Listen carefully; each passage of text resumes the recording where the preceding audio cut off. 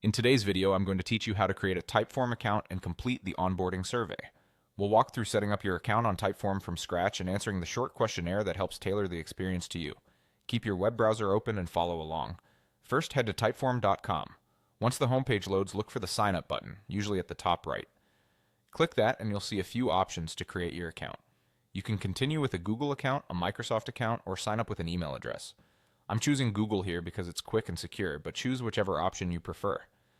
If you pick Google or Microsoft, you'll be redirected to their sign-in page. If you choose email, you'll be asked for your email and to create a password. Just follow the on-screen prompts.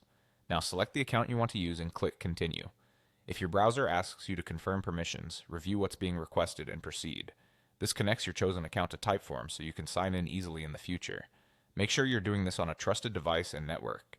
Next, you'll land on a page where Typeform asks for a few basics. Type in your name. This is typically how your workspace and forms will display your identity. And then review the terms. You'll likely see checkboxes for the terms of service and the privacy policy. It's a good idea to read or skim these so you understand how your data is handled, then check the boxes and continue. From here, Typeform presents a short series of onboarding questions. These help customize your dashboard and recommend templates that fit your goals. You might be asked what you're planning to create, your role or industry, and how you plan to share forms. Answer all the questions honestly and keep your responses simple.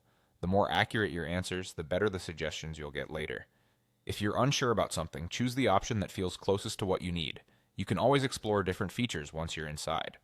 When you finish the questions, Typeform will take you to your new workspace. You've successfully created your account and completed the setup. From here, you can start exploring templates, previewing form designs, and getting a feel for the editor. That's it for the sign-up and onboarding process. Follow these steps exactly, and you'll be ready to build your first Typeform in no time. Thanks for watching, and I'll see you in the next walkthrough.